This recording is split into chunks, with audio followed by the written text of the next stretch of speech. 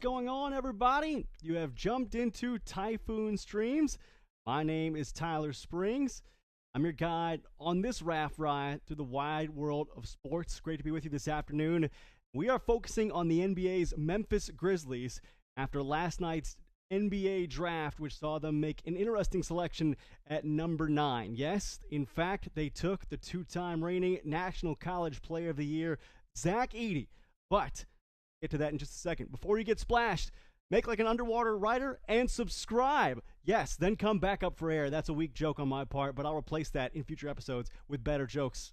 At least I'll try. A lot to paddle through today, but it focuses around the 7'4", 299-pound center that hopefully is the big man of the future for the Memphis Grizzlies. But on that note, a lot to break down, and I wanted to break it down this way. There is a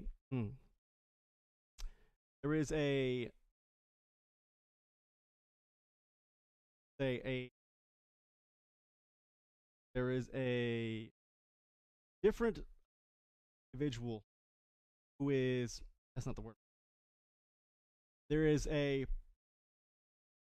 individual named Kevin Pelton who writes for ESPN.com and does a lot of basketball coverage, both, I believe, WNBA as well as college and NBA, and a lot of his work is metrics-based. Take a look at and see for yourself how it reads. I think generally it's pretty smart commentary. When we go to that, and when we generally go to Kevin Pelton, I go to Kevin Pelton, try to trust what he said. Right? He's been around a lot of basketball minds, the highest level, and he tends to break these things. And I think to his credit, he was a lot more positive, a lot more sunshiny than most on that Zach Edey draft pick for the Memphis Grizzlies. Certainly felt like many who said this one hooked, reach, drafting based on need. Well, yeah, I agree with that part. But it's not going to work out, right? This was a widely panned move after the Grizzlies were rumored to be on the clock trying to trade for Donovan Clingan, possibly trade up to Charlotte at number 6 to get Clingan. They couldn't do it. Clingan ultimately goes to Portland at number 7. So, like, the Grizzlies lost their guy. Well, maybe there were more than one guy, quote, available to them. Interesting to see the way this plays out. But I wanted to seize on something that Pelton said. Again, commend him. I think his take on it was a little more rosy and a little more balanced than many people looking at Zach Edey. Maybe that's just him being nice or optimistic. Maybe that's what he really believes. I want to pull up what he said about Edey. Gives a little context for what we're Here it is. Here is his quote. I'll read it for you in case that font is too small. I summarized it in the bullets below. It says, if asked to predict Zach Edey's rookie status, I think 20 minutes per game is a reasonable guess for Edey.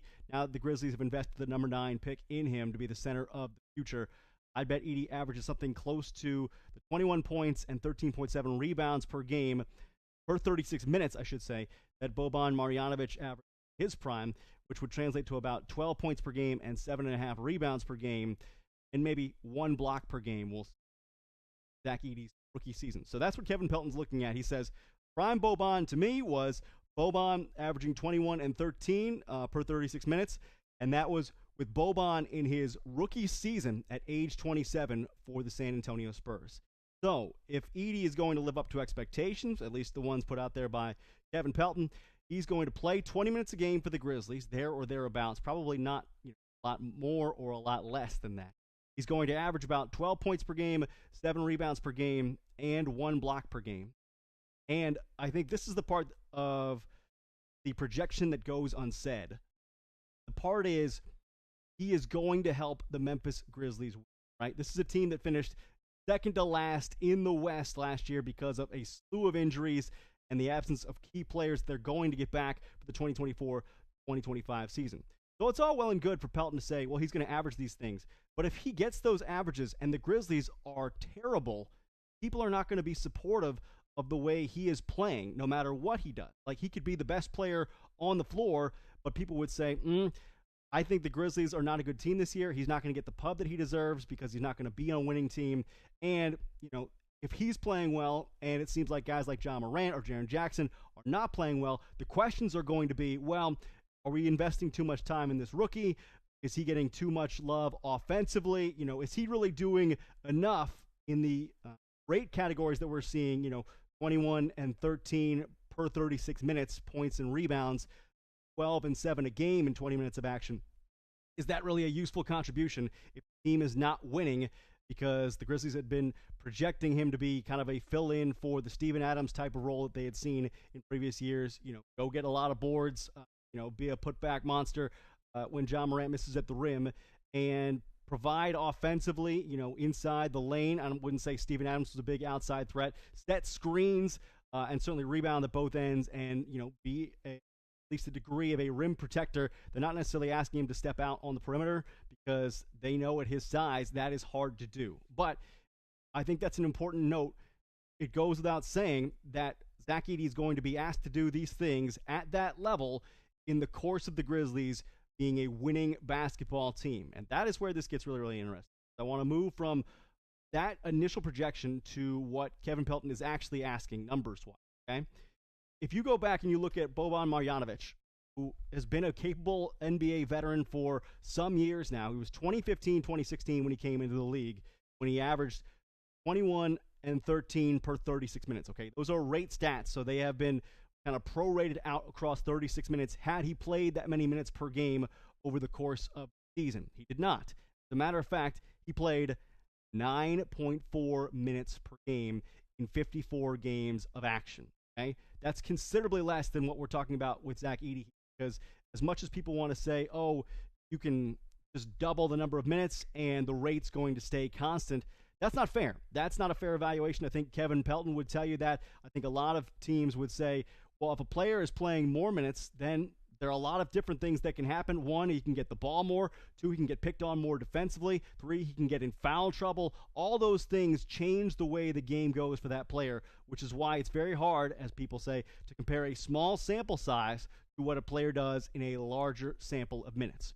So, when you say you're asking Zach Edey to be prime Boban Marjanovic, but you're asking him also to double his minute count, that kind of puts him in a no man's land, and I'm going to show you why in a minute. But just take a note at those numbers for Boban, right? When you say prime Boban, right, the rate statistics, this is not a guy who played a ton of minutes for the San Antonio team that he was on as a rookie, which, by the way, had a couple of Hall of Famers on there and won 67 games. So it's all well and good to say, oh, you need to be prime Boban from a rate standpoint while also playing only 20 minutes per game. No, that typically does not work when you're playing for a winning basketball team. And I'm going to show you that in a minute.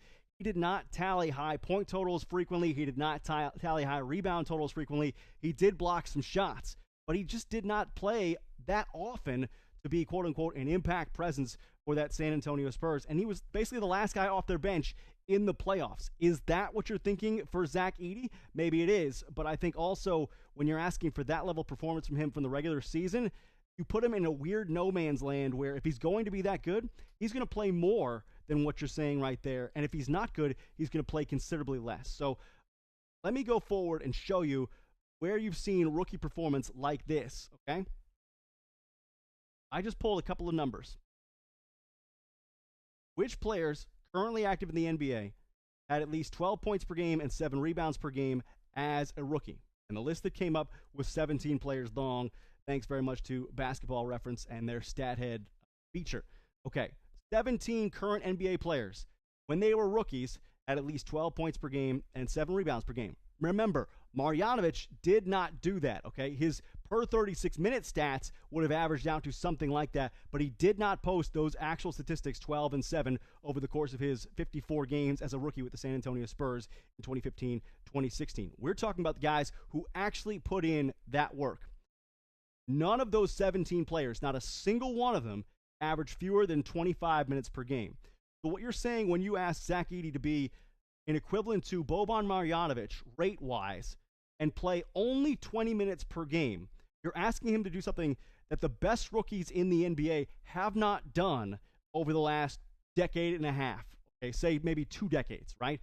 Those guys have put up 12 and 7 frequently, but they have rarely done it in the time that you allotted there. If your projection is he's only playing 20 minutes per game, right? Because whatever, he's a defensive liability or he's, fumbling with the scheme or he's just not really there yet. There are other guys that need the minutes ahead of Zach Edey. Okay, you're asking him to be someone that has not been amidst the current cadre of NBA players. So I think that stands out to me as being a little bit unfair. Again, it might be a little bit of a mathematical hiccup, but I think what you're asking there is difficult because there aren't players who play that few minutes and have race statistics as good as Marjanovic is and don't get more minutes earned because of that. All of them played at least 25 minutes per game, okay? The caveat there is, of the 17 guys who averaged 12 and 7 as rookies, all played 25 minutes per game, only 4 of them played on winning franchises, okay? That's a very, very small number if you're considering that the Grizzlies expect to win next year with Zach Edey in the fold, okay? You're going to play Zach Edey a lot, and he's going to go at the rate that Boban in his prime went. Chances are he's going to play, A, more than 20 minutes per game, but B, chances are it's going to be very difficult for him to achieve that level of success and play on a winning basketball team. Okay? It happens very infrequently. From the raw numbers standpoint, 4 guys of those 17 who averaged 12 and 7 as rookies played on winning basketball teams. And, they would, as you expect, be 4 names that you know. Ben Simmons, who averaged 15 and 8 in 33 minutes a game. Evan Mobley, 15 and 8 in 33 minutes a game. Scotty Barnes, 15 and 7 in 35 minutes a game. And Chet Holmgren, just this past year, 16 and 7 in 29 minutes per contest. So why is that important? I'll tell you why. Well, number one, you're capping the total points there, right?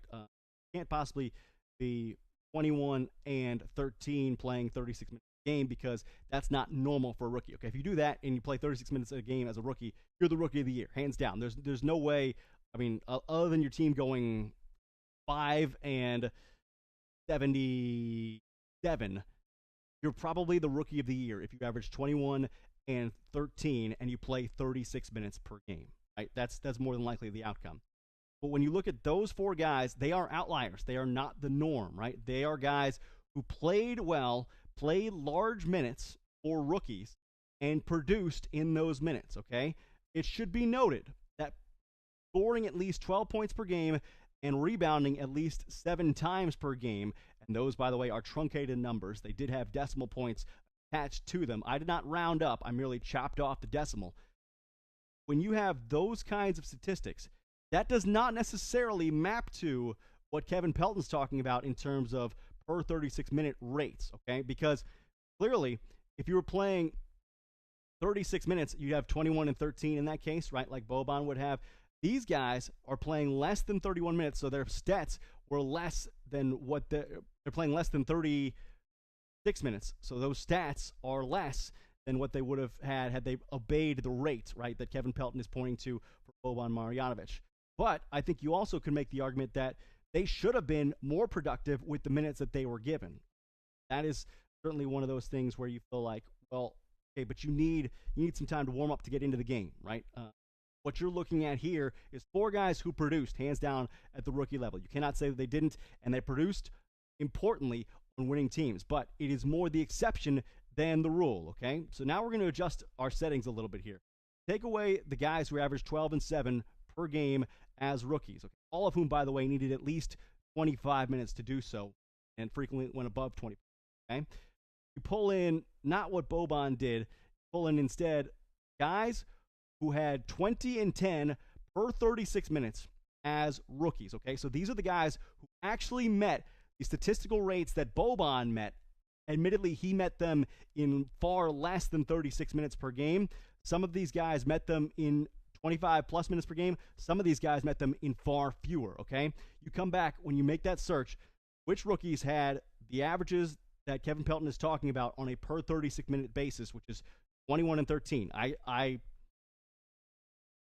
What I'm looking for. I enlarged it a little bit, okay? I was a little generous with it. I said, okay, rather than 21 and 13 in 36 minutes, let's go 20 and 10 in 36 minutes per game, right? Those are the rate statistics that I went with to try and collect guys in this group, okay? And there are a couple on there. There were notably 8 players who met that threshold, okay? And I used minimum 15 games played over the course of the season to try and just separate out a little bit of staff, okay?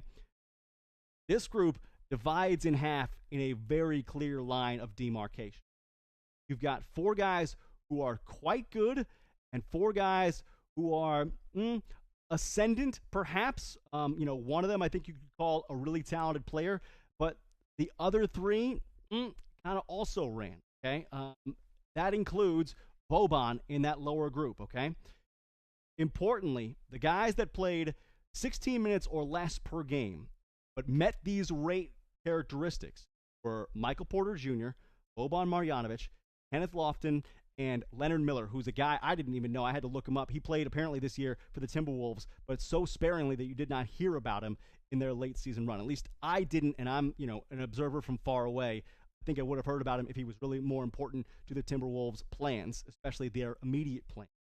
So Michael Porter Jr., I think you could say, is at least a very good NBA player, if not a great NBA player. Okay?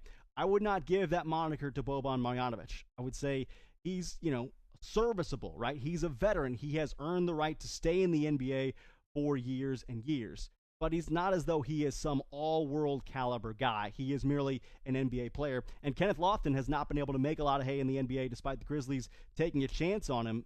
He'd been back and forth there for a while for their G League team before being released. Maybe one day he will be a guy, capital G, in the NBA, but right now he's not. The other side of that 8-player list, 8 guys who, as rookies, met that criteria for 20 and 10 per 36, regardless of what the minutes count was for them. The other 4 guys absolutely met those rate statistics and did so in a way that demonstrated just how good and how dominant they were ready to be at the NBA level, right? Those are guys like Karl Anthony Towns, Joel Embiid, Victor Wembanyama. Who's the one I'm missing?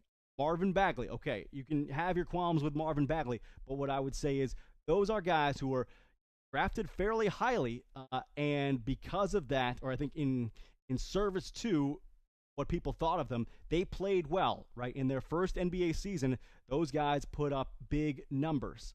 I think Bagley, of those 3, was the lowest. He had 14 points per game, and I want to say 7 rebounds per game, but he reached both 12 and 7 thresholds in terms of the raw numbers, and he reached the 20 and 10 thresholds in terms of the per 36-minute rate. He only played 25 minutes per game, but each of those 4 guys, Wembanyama, Towns, Bagley, and Embiid, all played at least 25 minutes per game. So once again, you're seeing kind of a no man's land here for Zach Edey. Either he's going to play fewer than 20 minutes per game and try and meet these rate statistics that Kevin Pelton's talking about for Boban Marjanovic. 12 and 7 raw numbers, but 21 and 13 per 36. So Edey can either play, likely, but way less than 20 minutes per game, or considerably more than 20 minutes per game if he is actually successful. And that will probably lead him to be 25 plus minutes per game. And I would say, if he reaches that threshold, unless he's Marvin Bagley and gets to the kind of settles in that mid-range of 14 points per game, 7 rebounds per game, or maybe 15, 16 points per game, and 8 rebounds per game, he's going to be a really, really sharp player, right? He will be, like I would say 20 plus points per game, and potentially 7, 8, 9 rebounds per game in that range, because that's what Towns and Embiid showed, and that's what Wembanyama showed as well. To say nothing of their defense, again, I have eliminated the blocks from this entire projection, but you have to know that you're leaving Edey only so much room to maneuver if he is only to play 20 minutes per game, but he has to meet these incredible rate statistics. But guys who have done what he is hoping to do in the NBA typically don't necessarily meet these rate statistics by the letter of the law, by the letter of the statistic, right? They play more minutes than what you're asking of him right here as rookies, because they tend to figure it out. Or they don't figure it out, and they may meet the rate statistics, but they won't meet the overall projection statistics, right? The other note for Wembanyama, Towns, Embiid, and Bagley is none of them played on winning teams, okay? The other 4 guys who met the rate statistics but not the raw number statistics, those were all on winning teams. But the top 4 guys, the guys who produced the most, Towns, Embiid, Wembanyama, go along with Marvin Bagley, none of those teams won 40 games. Not one of them. So if the Grizzlies are expecting to be a good team next year, but you're also expecting Zach Edey to produce at that Towns, Embiid, Bagley, Wembanyama level. We're talking about a team that's not in the playoffs. That's the unfortunate realization that you have to make when you're making this projection is you don't want the Grizzlies to make the playoffs if you want Zach Edey to be good. You probably cannot have it both ways. It would be very, very rare for Zach Edey to meet the prime Boban rates that we've described here. Again, the raw numbers being about 12 and 7 per game, but the actual per 36 statistics being 21 points and 13 rebounds per game in 36 minutes of action projected over the course of his rookie season. He's not going to meet those rates if you don't allow him, A, more minutes, which the Grizzlies will give him if he plays very well, or you allow him to meet those rates with fewer minutes if he's being used in a smaller sample size. Very rarely, very infrequently, do you see teams win when they have to lean on a rookie to the degree of 25 minutes per game and meeting those rate statistics. So I feel like that puts Edey kind of between a rock and a hard place where he is not a guy who is, well, I mean, I would say you're making him into a unicorn, okay? Maybe he already was, and now you're putting just unicorn expectations on him, and maybe you feel like that is a reasonable thing. But if you're going to say he's going to come in with the considerable level of doubt that people have about his game, okay? This is not a surefire lock for him to be an NBA player. If you're saying, well, for him to be worth anything at this pick, he has got to match Marjanovic stats, and he can only do it in about 20 minutes per game because he's probably not ready to chew on the rest of the NBA game for longer stretches. Well, then you're putting him in an untenable position because nobody who either figures it out plays as few as 20 minutes per game, and nobody who doesn't figure it out plays as many as 20 minutes per game. That's why I feel like this is unfair to Zach Edey because you're asking him to do those things, and, oh, by the way, don't screw it up for Ja Morant. Help this team win. Help them be a force in the playoffs as a first-year player at the professional level. I think that's an untenable ask. So when you go back and you look at all the things we've talked about, Edey made sense for the Grizzlies because he replaces Steven Adams, the Jonas Valanciunas type of offensive rebounder, big post presence, good screener, can provide some rim protection, maybe doesn't move the greatest, right? But will be a help to Ja Morant, even though his pace has not been awesome and the Grizzlies have tended to play at a very high pace. What you're asking for Zach Edey is already above and beyond what you ask for any other NBA rookie draft pick, especially one even going in this range with whom there has been considerable doubt, right? There's obviously opportunity for him to exceed expectations, but when the expectations start at like a 9, how much can he really do to be impressive to you to grow if you are not allowing him a little bit of wiggle room there, right? If you want him to start at a 9, that means he's got to dominate instantaneously. And more importantly, he's on a team where he's not going to be the number 1 guy. That's Ja Morant. He's probably not going to be the number 2 guy. That's Jaren Jackson. He may not even be the number 3 guy. That could be G.G. Jackson. It could be Vince Williams. It could be Desmond Bane. We don't know who it's going to be. It could be Brandon Clark. Point being, if you are asking Zach Edey to be, quote-unquote, the guy, or a guy with rate statistics like the guy on a team like the Grizzlies, the answer is he can do it, but more than likely, he's not going to do it in 20 minutes per game. Either he will meet the rate criteria with fewer minutes per game, say 16 minutes per game, if he's on that Michael Porter Jr. level, or he's going to figure it out, and by figuring it out, he's going to earn himself more minutes, 25 plus minutes a game, maybe 30 minutes a game, right? You were seeing some of the numbers there where they went up to about 33 minutes per game for some of those guys, because he'll have earned the right to stay on the floor that long based on Taylor Jenkins' evaluations and his previous performances when we see him late in the season, right? This is absent what happens in the playoffs, which I recognize is a different game for Zach Edey than it is in the regular season. The same way it's a different game at times it has been for Rudy Gobert and others, right? I think Edey's offensive game is considerably better than Gobert's, though defensively they are different animals. Gobert a little bit more mobile. But when you're looking at Zach Edey, be fair. If you are asking him as the 9th pick in the draft, who was a reach in many people's minds, if you are saying the Grizzlies pick him 9th, well, now he's got to adopt the prime Boban standards of performance. He's got to have 21 and 13 per 36 minutes. He's got to have at least 12 and 7 per game. He's got to do it in only 20 minutes per game. What you're asking him is to be selfish to the point where he is going to dominate the ball on a team that probably is not going to make the playoffs. or you are saying, well, it's going to be less than a success if he does not get that minute count per game, even if he meets the rate statistics that were drawn up by Kevin Pelton based on that quote-unquote prime Boban Marjanovic rookie season back in 2015-2016 for the San Antonio Spurs, who, by the way, played him 9 minutes per game, and in doing so, won 67 games in the regular season. Again, that San Antonio team was a little more outfitted in the front court than this Memphis team is. They will need Zach Edey's presence. But I think it's a fool's errand to try and get Zach Edey to do those three things, to ride those three horses at the same time. You don't have enough hands for those reins.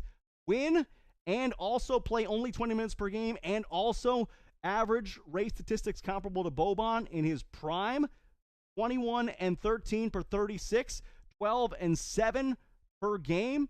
No, you're either going to be less and maybe meet those rate statistics in fewer minutes, or you're going to be more and you're going to need more minutes to get to the levels that you want to get to. Maybe it's only going to be 14 and 7, but more than likely he's going to do it in more than 20 minutes per game if he earns the trust of his coaches and his peers on the Memphis Grizzlies. Zach Edey, I feel like, very capable of putting up 12 and 7 per game as a rookie, but he may need more than 20 minutes to do it, and he should be allowed more than 20 minutes to do it, because basically everybody who's in that position where they put up those kinds of raw numbers gets more time. Zach Edey should get more time too. That's our point for today. You can agree, you can disagree, get at me on Twitter at Typhoon Springs. You can also email me at typhoonstreams@gmail.com. Hope you liked the show today. We're going to get out of the current. I'm Tyler Springs. Thanks for keeping us company. Go do your best, get some rest, and we'll talk soon.